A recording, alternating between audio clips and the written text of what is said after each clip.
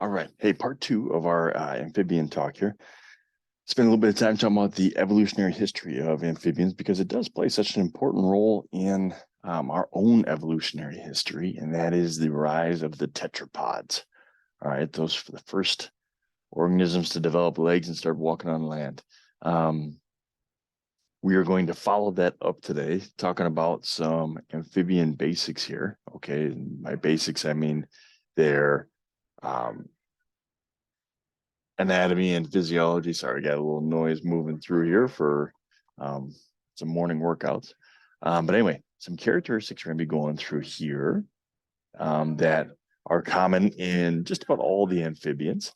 Are they're going to have some kind of legs? All right. With that, they're probably going to have some lungs as well. They have moist skin because they need to breathe through that skin for the most part. Um, they're going to go through this thing called metamorphosis. They have a double loop circulation system and a partially divided heart. Okay, so those are going to be our characteristics of amphibians. We're going to go through some of those today. Um, their history, all right, when the amphibians started roaming around on Earth, kind of their heyday, was the Carboniferous period. All right, that was when there weren't a ton of other vertebrates on land, and so the amphibians really had kind of their run at things there. There are three groups that are left alive today. Those would be the salamanders in the upper right, the Urodela class, yeah, class. Down to the left, we have the frogs. That would be the Anura class. And on the right, you have these weird things. They're Caecilians. They're in the Apoda class, all right, and they're kind of these like almost like worm snake things. They are amphibians. We don't talk a ton about those as they're going. So anyway, those are the groups of amphibians alive today. Feeding, all right. Usually at a young age, tadpoles or their larvae are herbivores. Okay, so they're typically eating plant material, algae, those kind of things. Adults are usually carnivores. I think of frogs. Everyone's familiar with frogs. What do frogs eat? They eat flies, they eat grasshoppers, they eat worms. Like we don't think of that as carnivore, but like, they're eating another um, um, animal there. And then even some of those big bullfrogs we talked about will eat like small mice and those kind of things. So it typically tends to be their diet. There's a nice look at a little tadpole turning into a pollywog there. Respiration.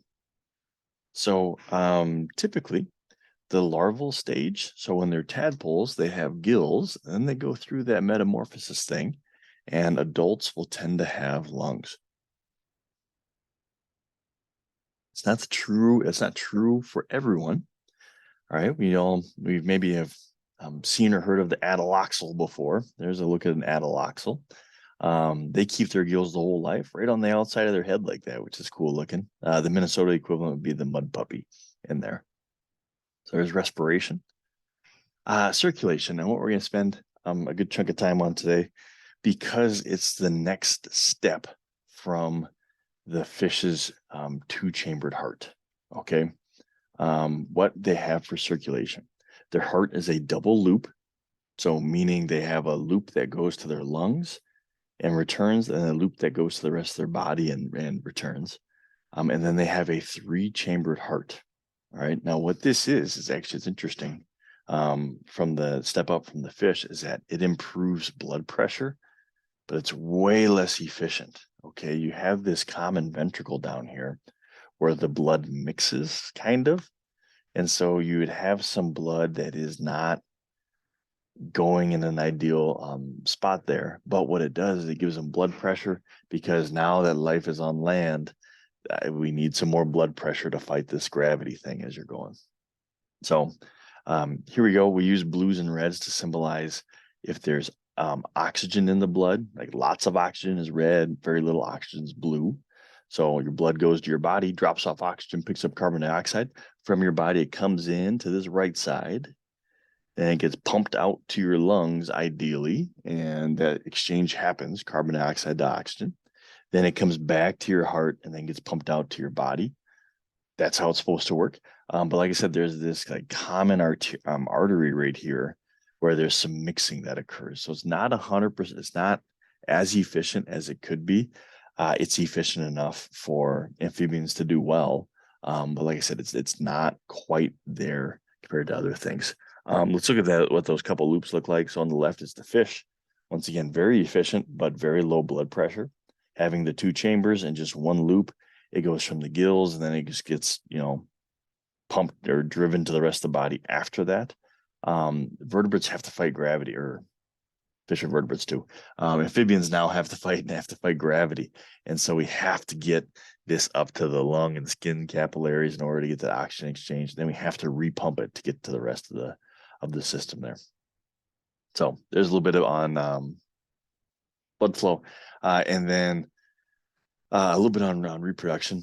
Frogs are egg layers, and then very much so like fish eggs. The eggs are more jelly-like, and fertilization is external. So female will deposit the eggs, male deposits the sperm on top of them, and then the eggs grow in a little puddle or pond or whatever it is that they're growing in. And then the larvae are aquatic. Okay, so even though amphibians have led this life on land, they still need to return to the water to reproduce. And that's going to be a big deal. Okay, it's going to be a big deal. And we're going to see in our next unit how reptiles break that chain to their aquatic environment and fully embrace life on land there. All right, and we're going to stop right there. Metamorphosis is our next unit. So check out those frog anatomy basics there.